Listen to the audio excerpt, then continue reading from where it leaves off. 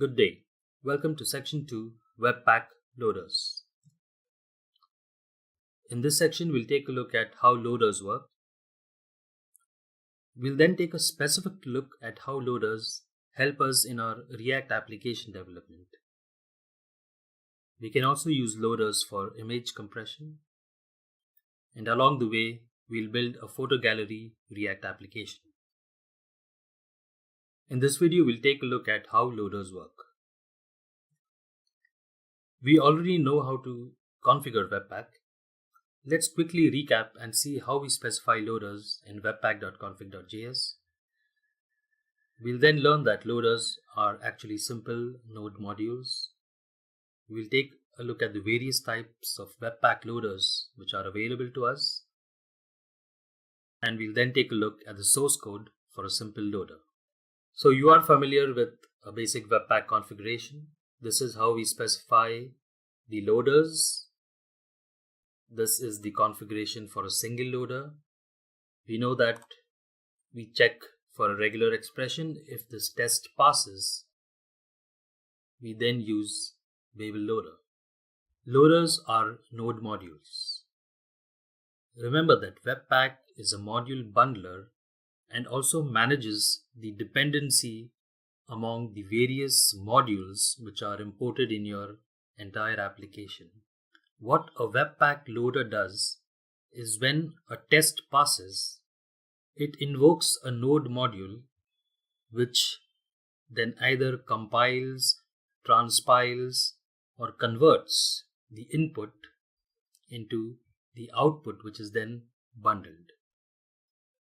Now, a question which you might ask is what happens when a test fails?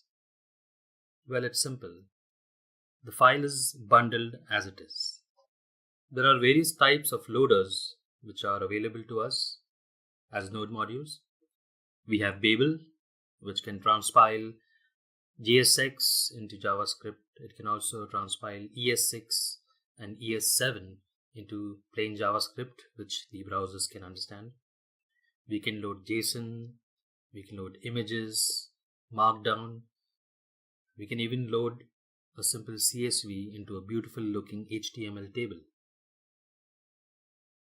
So let's take a look at the source code for a simple Webpack loader. This is my Webpack configuration. I'm telling Webpack to search for .txt files inside my src directory and use my-loader, which is a node module. Unfortunately, publishing node modules to npmjs.org is beyond the scope of this video course, but I hope that shouldn't stop you. It's extremely simple to create node modules. I hope you do that and contribute back to the open source community.